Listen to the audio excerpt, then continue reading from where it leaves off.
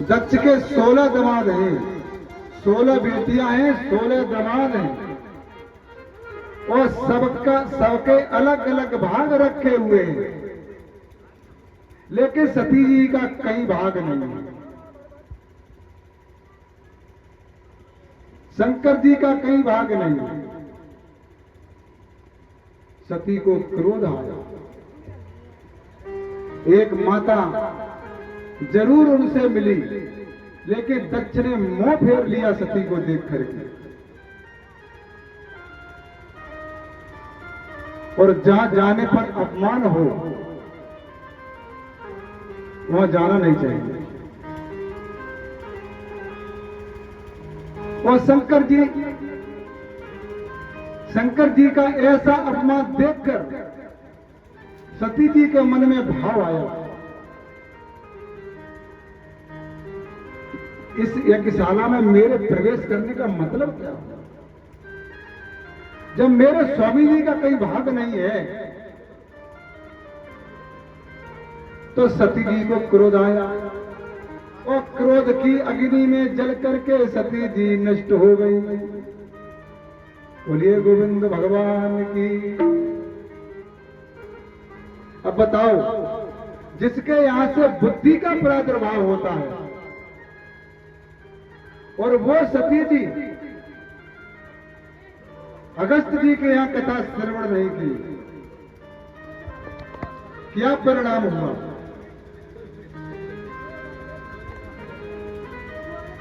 और कोई छोटा मोटा व्यक्ति गलती कर ले तो चलेगा, लेकिन जिसके यहां से बुद्धि का प्रयत्न होता है उसने ऐसी गलती क्यों की? पुराणों में कथा आती है कि एक दिन भगवान नारायण, ध्यान देना दफेदार विशेष, आपको निंद्रा आ जाती है, मालूम पड़ रहा है, हमें मालूम है। अरे हम इतना तो जान ही लेते हैं कथा कौन बढ़िया ढंग से पढ़ रहा है, समझ लेते। और भीड़ कितने भी भीड़ हो उसमें बता देते कौन कथा सुन रहा है। और जब गाना होने लगता है, संगीत बजने लगता है तो सबके मुंह डलने लगते हैं। और जब व्याकरण होने लगता है तो अब नहीं आना। ये स्वभाव है, ये कलयुग का प्रभाव है।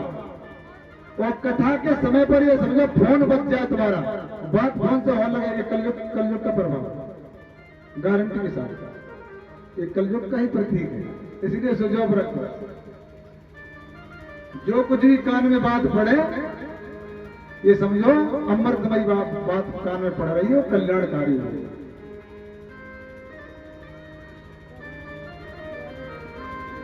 भगवान शिव जी का अपमान सती जी न सह सकी और क्रोध में जल करके, क्रोध की अग्नि में जलकर नष्ट हो। इधर भगवान नारायण एक दिन शंकर जी के मंदिर में 1000 पुष्प लेकर के गए, शंकर जी का आचमन करने के लिए शंकर जी को चढ़ाएंगे। ध्यान देना कथा पर कि सती जी इतनी बुद्धि की प्रदाता है, फिर भी सती जी ने प्राण छोड़ दिए, भगवान की कथा में रुचि नहीं आई। तो सती ने प्राण क्यों तोड़े? विषय किस बात का? कात्यायनी माता है, मालके नहीं हो, भंडारी नहीं।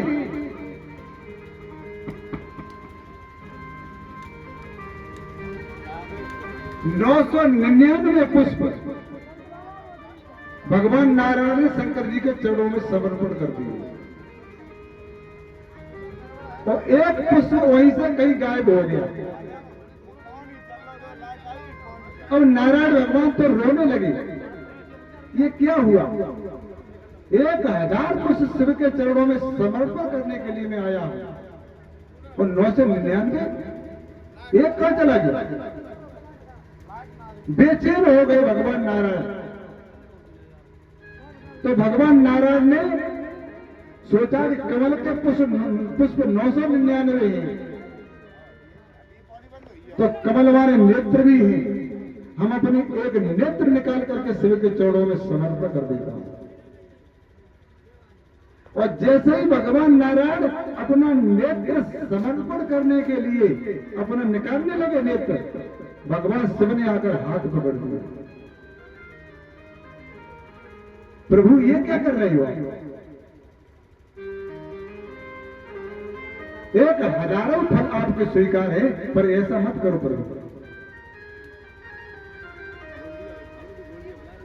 कल मैंने गीता में कहा भी था, हे था माम प्रभजन्ते तास्त तदि भजाभ्यम मम वर्तमान वर्तन्ते मनुष्या पारत सर्वसा।